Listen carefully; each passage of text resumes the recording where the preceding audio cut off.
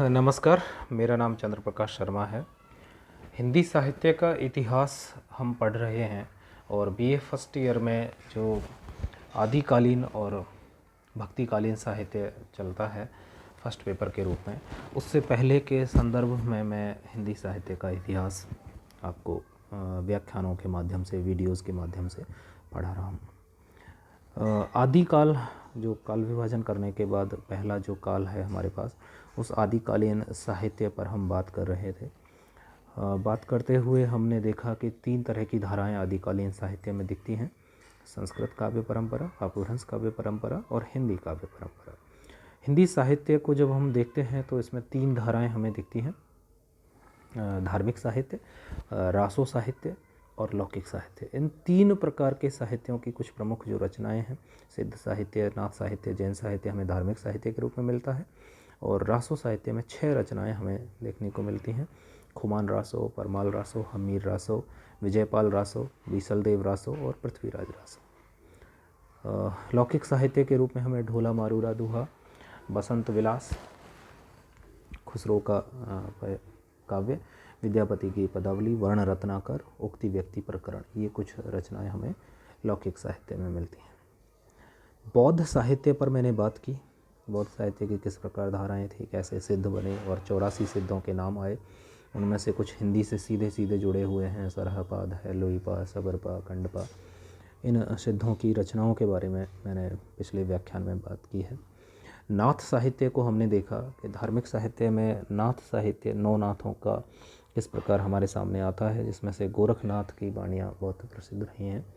और नाथ साहित्य आगे चल कर के भक्तिकालीन कवि कबीर को कैसे प्रभावित करता है। कबीर की रचनाओं में हमें नाथ साहित्य का प्रभाव स्पष्ट साफ साफ दिखाई देता है। जैन साहित्य इस काल में बहुत ही प्रचुर मात्रा में लिखा गया। उसकी रचनाएं हमने जानी किस प्रकार की हैं, क्या उनके उद्देश्य हैं, इन सब से हम परिचित हुए और जैन साहित्य की प्रमुख प्रवृत्तियों को पिछले व्याख्यान में हम देख चुके हैं। आदिकाल का जो रासो साहित्य है, रासो का नामकरण पर बात हो गई है। अब बात आती है कि ये जो रासो ग्रंथ हैं, इनके बारे में हम अच्छे से जान लें कि जो 6 रासो ग्रंथ हैं, ये इनकी क्या क्या विशेषताएं हैं। पहला जो रासो ग्रंथ है वो बीसलदेव रासो है। इसके रचनाकार नरपति नाल माने जाते हैं।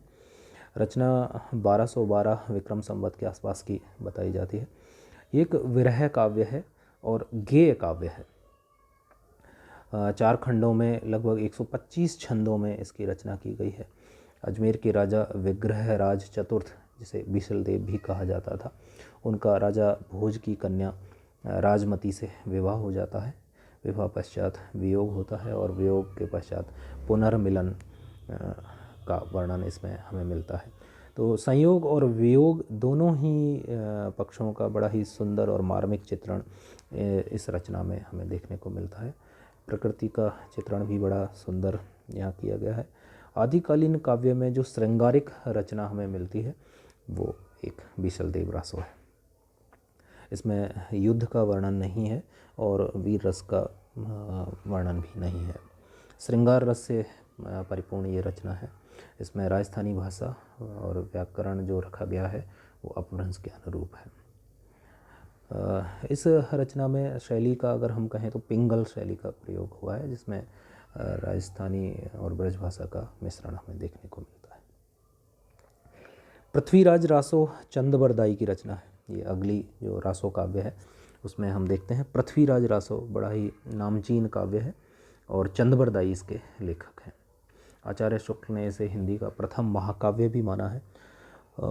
सबसे बड़ी बात इस पुस्तक पर जो आती है वो है इसकी ऐतिहासिकता और प्रामाणिकता।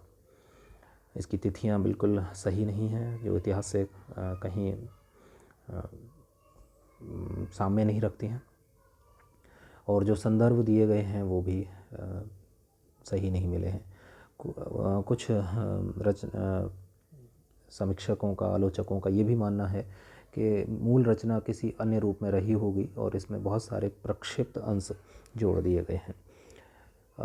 जो रचना हमें प्रामाणिक तौर पर मिलती है या अब तक जो विद्वानों को उपलब्ध हुई है, उसके आधार पर कुछ इसकी विशेषताएं हम देखें तो कल्पना और अतिशयोक्ति का इसमें अधिक प्रयोग है।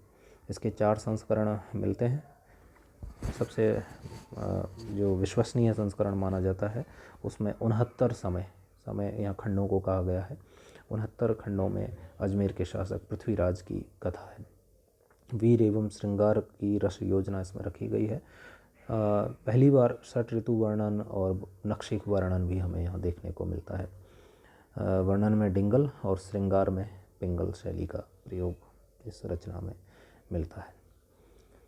पृथ्वीराज और संयोगिता की कहानी बड़ी प्रसिद्ध रही है इतिहास में। चंद्रबरदाई ने अपनी कलम से उस कहानी को और ही अच्छे तरीके से लिखा है। युद्धों का वर्णन भी इसमें किया है। इस के बारे में कहा भी जाता है कि जब पृथ्वीराज को बंदी बना करके मोहम्मद गौरी अपने काबुल ले जाता है तो वहाँ चंद्रबरदाई पहुँच जाता है और पहुंचकर इशारों में ही शब्द भेदी बाण के द्वारा उसकी हत्या करवा देता है। ऐसा एक पद प्रचलित है। 8 बांस 32 गज अंगुल अष्ट प्रमाण, ता ऊपर सुल्तान है मत चूके चौहान।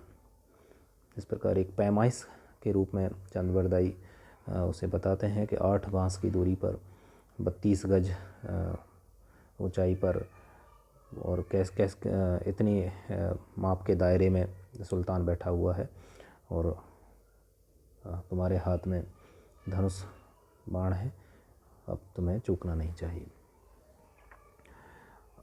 अगली जो रासो रचना है वो है परमाल रासो। इसके रचनाकार जगनिक हैं। 13वीं शताब्दी की ये रचना मानी जाती है।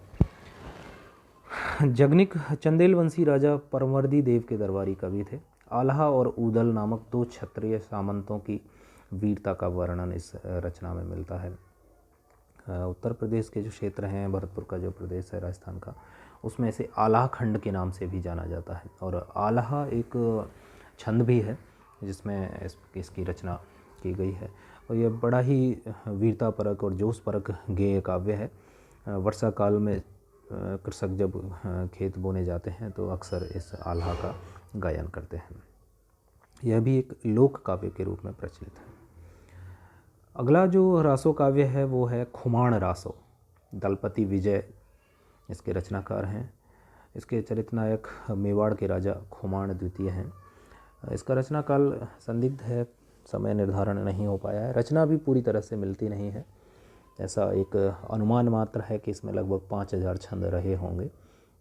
नायिका भेद व षट ऋतु वर्णन इसमें मिलता है। वीर रस की प्रधानता है, श्रृंगार का चित्रण है, ऐतिहासिक भ्रांतियाँ अधिक हैं इसके बारे में और छंदों का अधिक प्रयोग है। अगली जो रचना है वो है हमीर रासो। इसके रचनाकार शारंगधर हैं। ये हमीर रासो जो कृति है वो अप्राप्त है। इसके जो कुछ 8 छंद प्राकृत पैंगलम जो छंदशास्त्र की एक पुस्तक है उसमें मिलते हैं। उन्हीं को आधार मानकर आचार्य शुक्ल ने इसे स्वतंत्र पुस्तक के रूप में मान लिया है। वास्तविक रूप में यह पुस्तक का आकार अभी भी प्राप्त नहीं हो पाया है। आचार्य शुक्ल का मानना है कि राजा हमीर देव और अलाउद्दीन के युद्ध का वर्णन इस ग्रंथ में रहा होगा। कुछ विद्वान इसका रचयिता जज्जल को मानते हैं और 13वीं शताब्दी की रचना इसे ठहराते हैं। छठा और अंतिम रासो काव्य हम कह सकते हैं विजयपाल रासो को। इसके रचनाकार नल्ल सिंह हैं। इसे 1998 ईस्वी की रचना माना जाता है। मिस्र बंधुओं ने अपने इतिहास ग्रंथ में इसका उल्लेख किया है। कृति के रूप में अनुपलब्ध है पर इसका विवरण मिलता है। इस कृति में विजयपाल सिंह और बंग राजा के युद्ध का वर्णन किया गया है। ऐसा माना जाता है कि इस रचना में केवल 42 छंद हैं। इस प्रकार 6 रासो ग्रंथ हमारे सामने आदिकाल में आते हैं और इन 6 रासो ग्रंथों की जो प्रमुख बातें हैं, प्रमुख विशेषताएं हैं, वो मैंने आपको यहाँ बताई। नाम हमें ध्यान रखने हैं, रचनाकारों के भी नाम ध्यान रखने हैं, क्योंकि आदिकाल का जहाँ भी हम विवरण प्रस्तुत करेंगे इन रासो ग्रंथों का महत्व हमें बताना होगा। आगे हम बात करते हैं लौकिक साहित्य की। तो लौकिक साहित्य में हमारे सामने दो बड़े नाम आते हैं। इनमें से एक है अमीर खुसरो और दूसरे हैं विद्यापति। अमीर खुसरो का जन्म 1255 से 1324 ईस्वी के मध्य कहीं माना जाता है। एटा उत्तर प्रदेश में ये जन्मे। खड़ी बोली का पहला कवि होने का श्रेय भी इनको है। अमीर खुसरो की पहेलियाँ बड़ी ही प्रसिद्ध रही हैं। रचनाएं इनकी देखें तो खालिक बारी, खुसरो की पहेलियाँ, मुकरियाँ, दो सखुने, गज़ल, ये इनकी रचनाएं रही हैं। ये ऐसा माना जाता है कि अमीर खुसरो संगीत के, तबला और सितार के अच्छे वादक थे और तबला और सितार के आविष्कारक के रूप में भी इन्हें जाना जाता है। इनकी एक पहेली का उदाहरण हम यहाँ देख सकते हैं। एक थाल मोती से भरा, सबके सिर औंधा धरा, चारों ओर थाली फिरे, मोती फिर भी एक ना गिरे। इस प्रकार की ये पहेली है जो आसमान के लिए, जिसमें तारे टिमटिमाते रहते हैं, उसके संदर्भ में कही गई है। बात करते हैं हम विद्यापति की। तो लोक कवि विद्यापति श्रृंगारी कवि हैं, मैथिली भाषा के कवि हैं और पदावली की रचना इन्होंने, इनकी बड़ी प्रसिद्ध रचना रही है। मिथिला के राजा शिव सिंह के दरबारी कवि रहे ये। कीर्तिलता और कीर्ति पताका, ये दो इनकी अपभ्रंश की रचनाएं हैं और विद्यापति की जो पदावली है उसे मैथिली भाषा की रचना कहा जाता है। पदावली में गेय पद अधिक हैं, संगीतात्मकता है, वैयक्तिकता है, कोमलकांत मधुर पदावली है, अलंकारिकता है, भक्ति और श्रृंगार का सुंदर समन्वय हमें यहाँ देखने को मिलता है। नायिका की जो वर्णन है वो बड़े ही मनोरम और श्रृंगारिक कोटि के माने जाते हैं।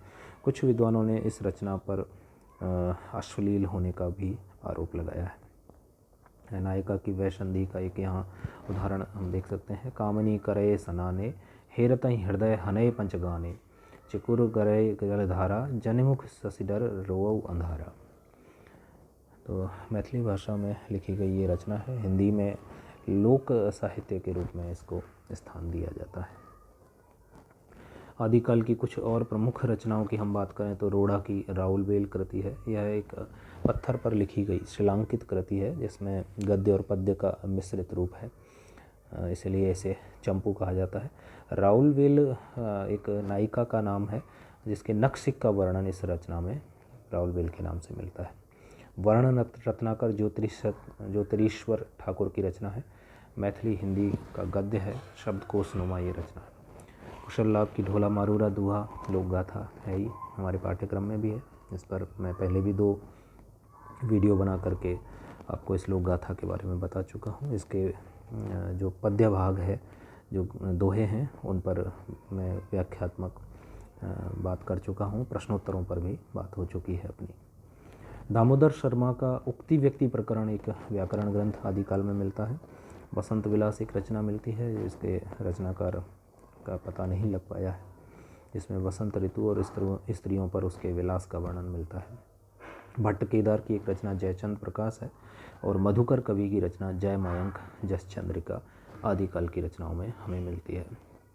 इस प्रकार हम देखते हैं कि आदिकाल में जो साहित्य लिखा गया है उसकी एक अपनी सीमा है। हिंदी में किस साहित्य को स्थान दिया जाए, किसे न दिया जाए, ये भी एक बड़ा प्रश्न है। धार्मिक साहित्य में नाथ साहित्य, बौद्ध साहित्य और जैन साहित्य को हम साहित्य में उतना स्थान हिंदी में नहीं दे पाते, क्योंकि इनमें से कुछ रचनाएं वास्तविक रूप से पूर्णतः धार्मिक स्तर की हैं। इस प्रकार रासो ग्रंथ जिनकी प्रामाणिकता संदिग्ध है, जिनके ग्रंथ भी उपलब्ध नहीं होते हैं, और कुछ लौकिक साहित्य। तो इस पूरी कालावधि में हिंदी में साहित्य लेखन का प्रयास किया जाता है और रासो ग्रंथों के रूप में और लौकिक साहित्य के रूप में हमें एक अच्छा और परिपक्व साहित्य देखने को भी मिलता है। आज के लिए इतना ही। धन्यवाद।